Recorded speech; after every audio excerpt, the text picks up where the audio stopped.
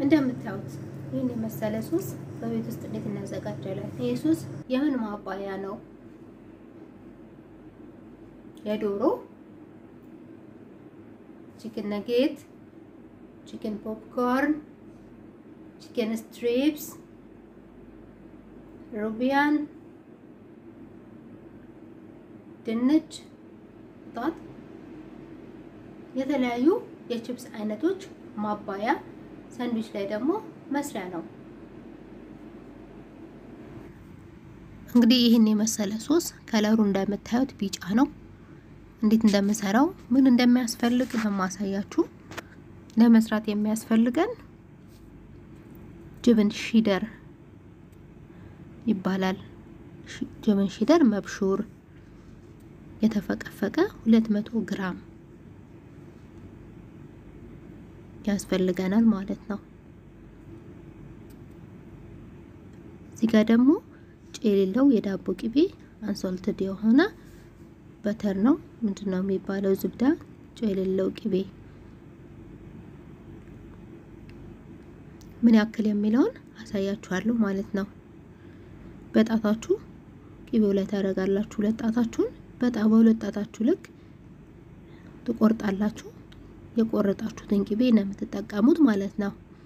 ወተት ያስፈልገናል። ፉል ክሬም የሆነ 250 ሚሊ ወይም ደግሞ ሩብ ሊትር ወተት።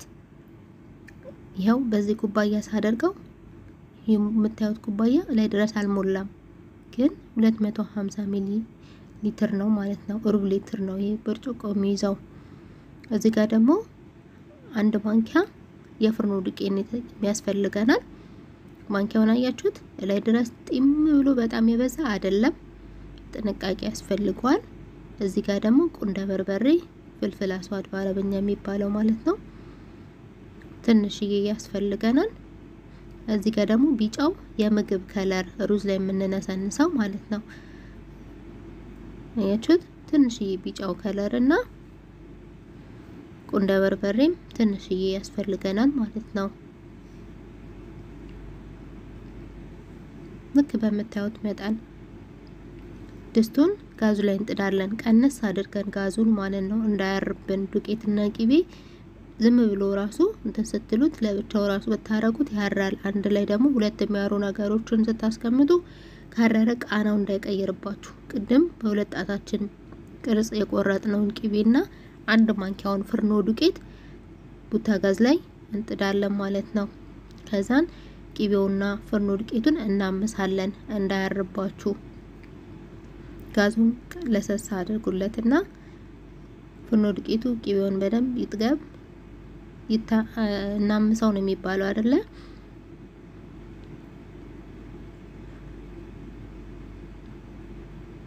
እንደዚህ አይነት መበጥበጫ ያስፈልጋችኋል እንዳይጓጉል ማለት ነው። እንዳጋጣሚ ሆኖ ያው ማግኘት የማትችሉ ከሆነ በመጨረሻ ላይ አጥልሉት፣ ምክንያቱም የጓጎለ ይኖረዋል። እንደዚህ ካልበጠበጣችሁት በሹካ ተጠቀሙ።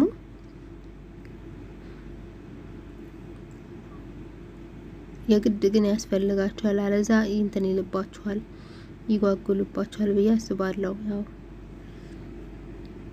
ልክ እንደዚህ በደንብ እንትን ካለ በኋላ ቅቤና ፍርኖ ዱቄቱ ወተቱን እናደርጋለን።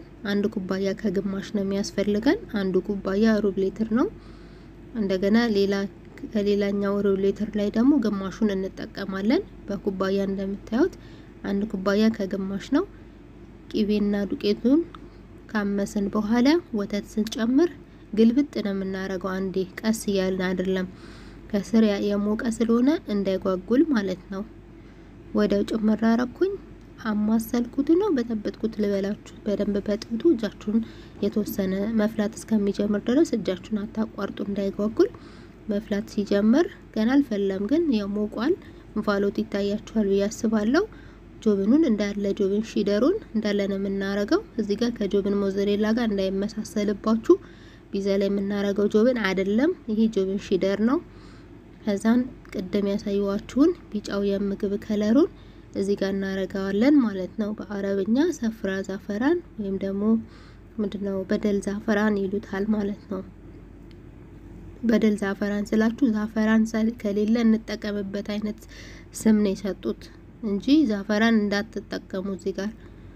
እና ይሄ ቁንትና ቁንደ በርበሬ ነው አሁን ያደረኩትኝ። እየፈላ ነው እየወፈረ ነው እንደምታዩት።